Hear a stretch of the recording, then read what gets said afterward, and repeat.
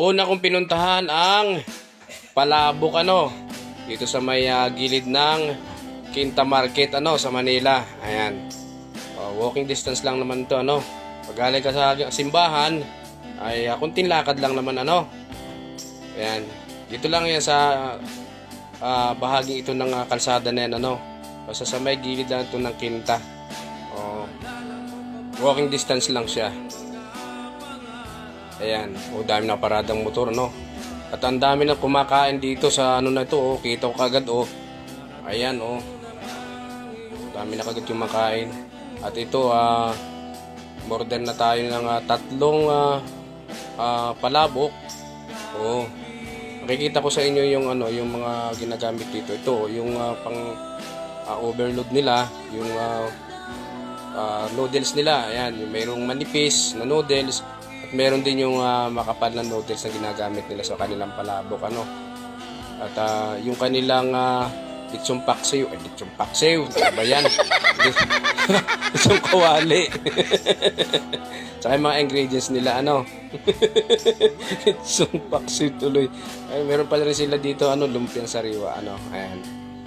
Ayan, overload talaga overload talaga.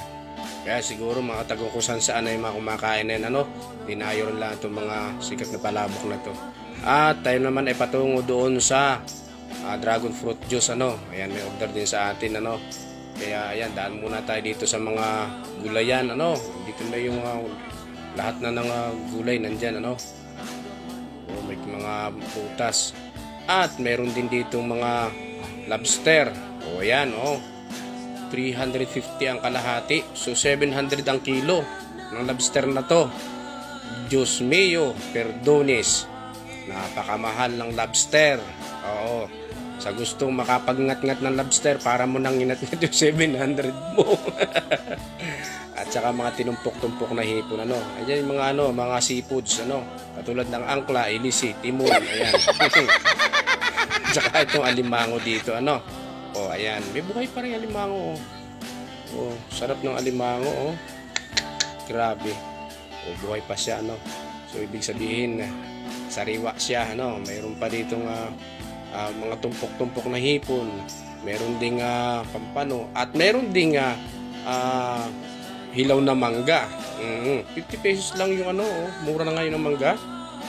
Grabe 50 pesos lang yung kanyang ngayon tumpok.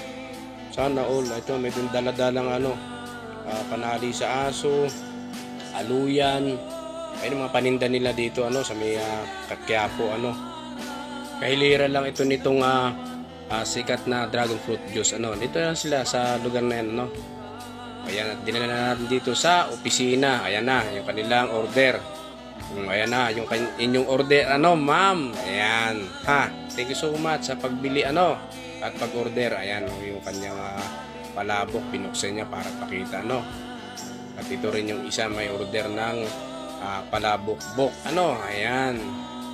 San Roses pa. Hindi na sila pupunta pa doon sa Quiapo. Andito na, bit-bit ko na. Sabi sa inyo order lang kayo sa akin para naman mayroong para sa ekonomiya yung tawag ba doon. Ako po yung Grab Food na commuter napakahusay. O sige pag gustong mag-order order lang po kayo salamat.